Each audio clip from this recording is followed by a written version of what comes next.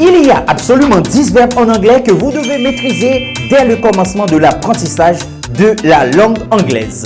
Il s'agit bien de 10 auxiliaires. 10 auxiliaires très importants, mesdames, messieurs, à maîtriser si vous voulez vous exprimer correctement en anglais. Let's go. Number 1, we have to be.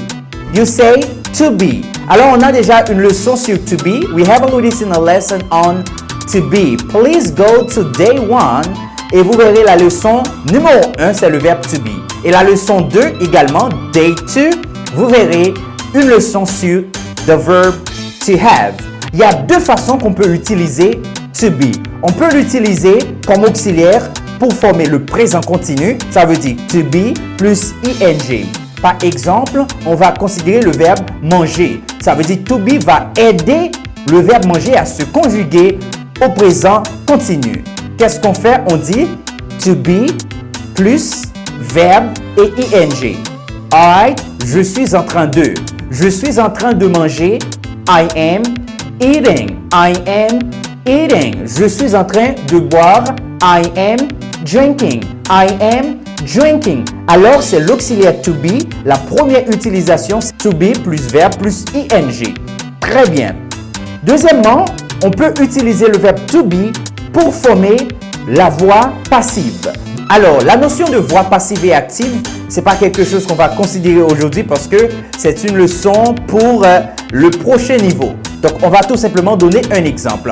Par exemple, mon téléphone est cassé. My telephone is broken. Alors, to be plus participe passif. Ça veut dire l'action est causée, mais ce n'est pas le sujet qui fait l'action. Alright, good. On dit my telephone is broken. Mon téléphone est cassé. My telephone is broken. You say is broken.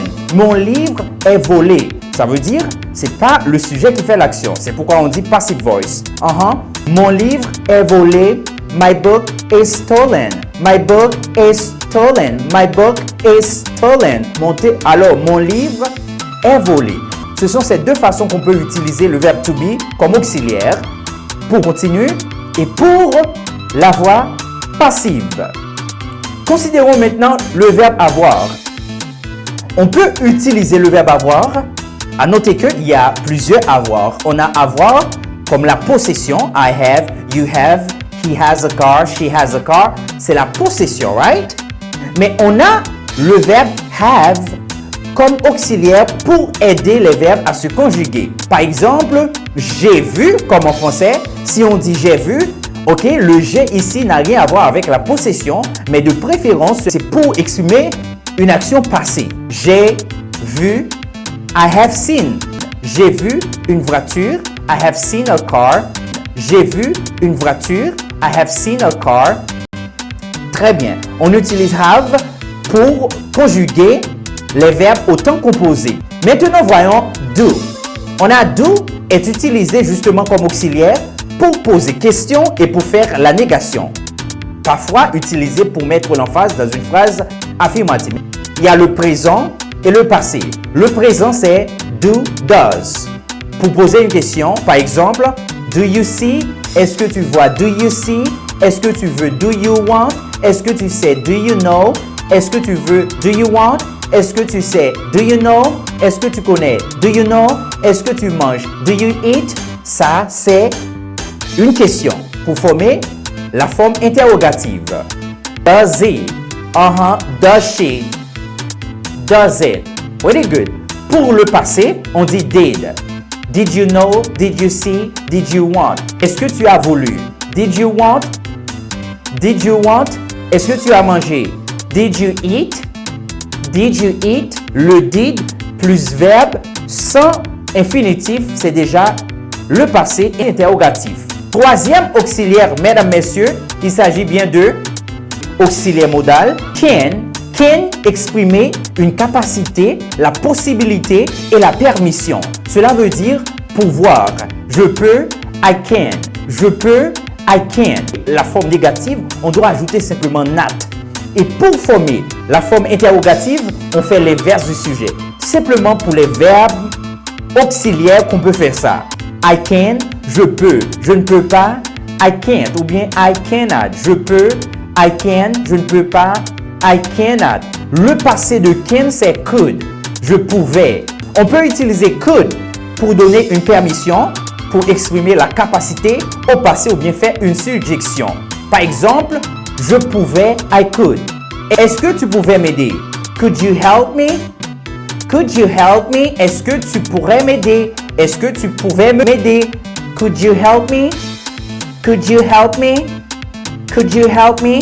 Could you do me a favor? Could you do me a favor? Could you do me a favor? Could you do me a favor? Could you do me a favor? Could you do me a favor? Est-ce que tu peux me rendre un service? On utilise could, le passé de can.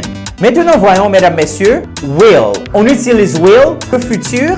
Je verrai, I will see. Je verrai, I will see. Le passé de will, c'est would, qui veut dire le conditionnel. Would. You say would. Pour faire le conditionnel en anglais, on utilise would devant le verbe. I would go, j'irai. I would do it, je le ferai. Alright, c'est le conditionnel. On dit would.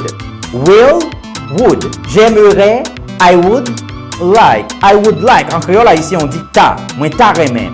J'aimerais, I would like. On peut utiliser would aussi pour dire je voudrais. I would like a coffee. Par exemple, at the restaurant, you say, I would like some water. Je voulais de l'eau. I would like some water. I would like some water. Je voudrais du jus. I would like some juice. I would like some juice. I would like some juice. You say I would like, j'aimerais ou bien je voudrais. Dans le sens peut-être dans un restaurant pour dire ce que vous voulez acheter. Alright? You say I would like. I would like a sandwich. Je voudrais un sandwich. Très bien. So we have shall. On utilise shall pour faire une suggestion généralement utilisée presque beaucoup en Angleterre pour exprimer devoir. Par exemple, shall we go for a walk? On va faire une promenade. Shall we go for a walk? On va faire une promenade. You say shall we go for a walk? On va faire une promenade. C'est une suggestion. Est-ce que nous devons faire une promenade? Shall we go for a walk? Le passé de shall, c'est should. Shall, should. Cela veut dire devrait. You should call me. Tu devrais m'appeler. You should call me. On dit should. You should call me. Tu devrais m'appeler. You should call me. Pretty good. C'est should, le passé de shall. Shall, should. Pretty good. May, mais c'est la permission. Par exemple, may I help you? Est-ce que je peux t'aider? May I help you? May I help you? Est-ce que je peux t'aider? You say, may I help you? May I help you? Est-ce que je peux t'aider? On a must qui veut dire devoir, ça exprime une forte obligation, parfois utilisé pour traduire il faut que. Il faut que, you must go. Il faut que tu ailles, you must go. Il faut que tu ailles, you say come on, you must go. Il faut que tu fasses, you must do your homework. Il faut que tu fasses tes devoirs. You must do your homework. Tu dois faire ou bien il faut que tu fasses, il faut que tu, il faut que vous. Alright? Il faut qu'il, etc. Généralement, on dit must, can, could, will, would, shall, should, may, might. Might, c'est la probabilité et on a également must. You say must. Once more, must. Ce sont des verbes auxiliaires. Il faut les bien maîtriser, mesdames, messieurs, parce que on ne peut pas parler l'anglais sans avoir maîtrisé assez bien les 10 verbes auxiliaires, pour ne pas dire les 13 verbes auxiliaires. So, pour former la négation avec eux, on doit ajouter not. I can't, I cannot. You say you could not. La forme négative contractée, c'est ain't, N apostrophe T. Can plus ain't, ça fait can't, avec un seul N. Can't, couldn't, shalln't, shouldn't, will, won't, ok, wouldn't, and so on. C'est exactement la forme négative. Et pour former la forme interrogative, le verbe auxiliaire d'abord et ensuite les pronoms. Can I, could I, will I, would you? Thank you so much guys for watching this video. See you for another one. Bye for now.